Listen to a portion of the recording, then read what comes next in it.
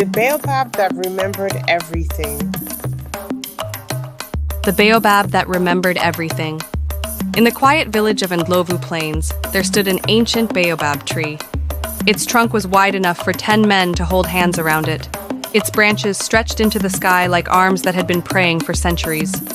The elders said the tree was older than the village itself, older than the stories, older than memory.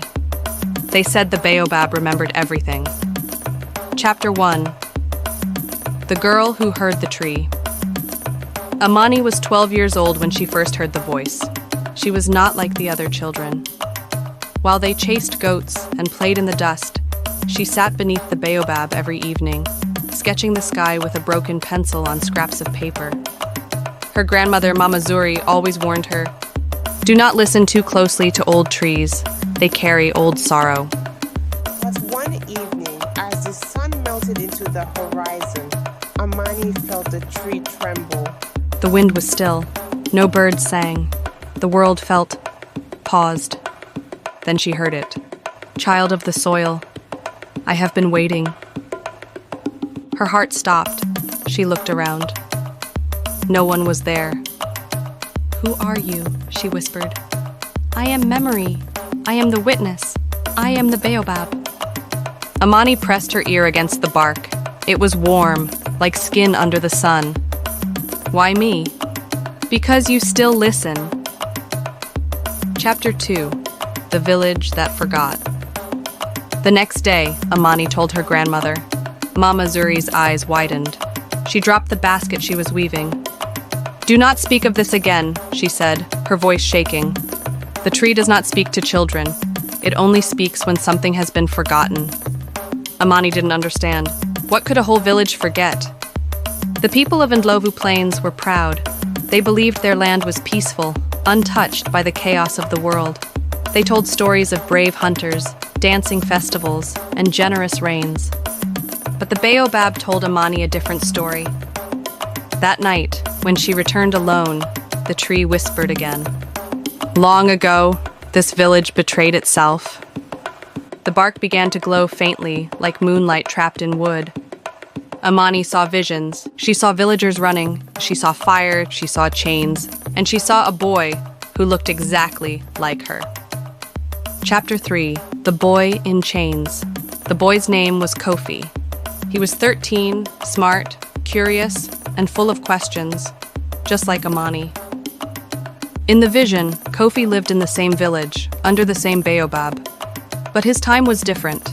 Foreign men had arrived with shiny boots and loud guns. They offered gifts and gold to the village chief. They asked for laborers. The chief agreed. Kofi was among those taken.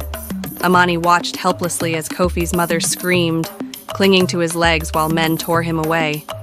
She watched villagers turn their faces away, pretending not to see. The baobab whispered, "They traded their children for comfort." Then they erased the story. Kofi was never seen again. The village buried the memory. They buried the guilt. They buried the truth. And the baobab kept it all. Chapter 4. The Curse of Forgetting. Amani woke up crying. The next morning, she noticed something strange. The crops were failing. The river was shrinking. People argued more. Children stopped laughing as much. She returned to the tree. "Is this because of Kofi?" "Yes," the baobab replied. "A village that forgets its pain forgets its soul, and a village without a soul cannot grow." Amani felt anger rising inside her. Why didn't anyone tell us? Because guilt is heavy. People prefer silence. She knew what she had to do. She had to remind them. Chapter 5. The Storyteller's Voice. That evening, during the village gathering, Amani stood in the center of the circle. Children giggled, adults whispered. "What does a child want to say?" Someone laughed. But Amani's voice was steady. "I heard the baobab. It told me about Kofi, about how this village gave him away and erased him from memory." The crowd froze. Mama Zuri closed her eyes. The oldest elder, Baba Tembo, stood up slowly. His hands trembled. "That story is not for children," he said. "But it is for us," Amani replied. "If we forget who we hurt, we will keep hurting ourselves." Silence fell.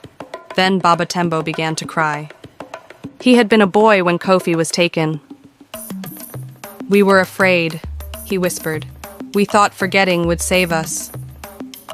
Chapter 6. Remembering. The villagers gathered beneath the Baobab that night. They lit candles, they sang old songs, they spoke names that had been erased. Kofi, Amara, Jabari. Names of children taken, forgotten, erased from stories. The Baobab rustled, though there was no wind. For the first time in generations, it felt lighter.